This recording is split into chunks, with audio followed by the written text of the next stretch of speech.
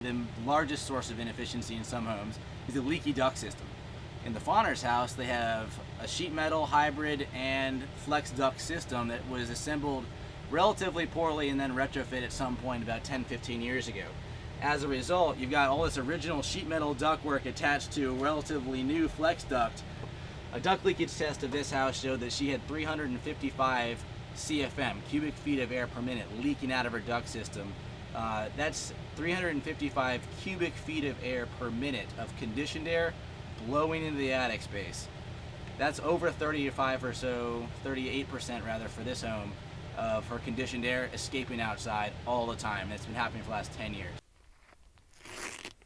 In the Rainey's attic here, what we found was a duct system that was assembled a long time ago with what we call duct tape, and that is quite the misnomer.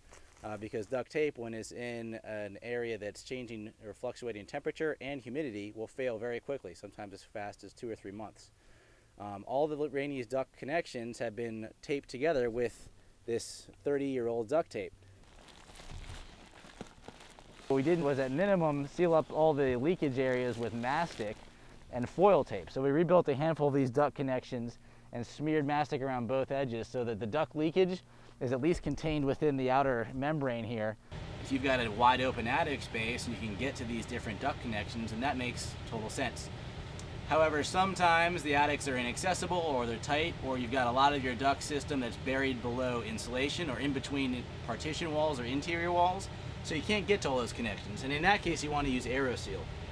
The way AeroSeal works is that you block off individual registers inside the house with a spongy piece of foam. That way, when you pressurize the duct system, the only place air can leak out is the actual duct connections or the duct leakage sites, but not through the registers. Once the system's pressurized, you introduce into the system the AeroSeal mist, which is basically like a glue in atomized or in a mist form. It smells a lot like Elmer's glue, actually.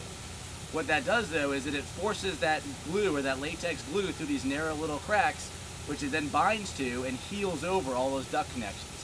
And the nice thing about AeroSeal is that mist will seal up to a 5/8 inch gap in width and is extremely effective. So no matter where you start on the duct leakage spectrum, AeroSeal will bring you down to the 3 to 5% leakage category, basically regardless of where you started.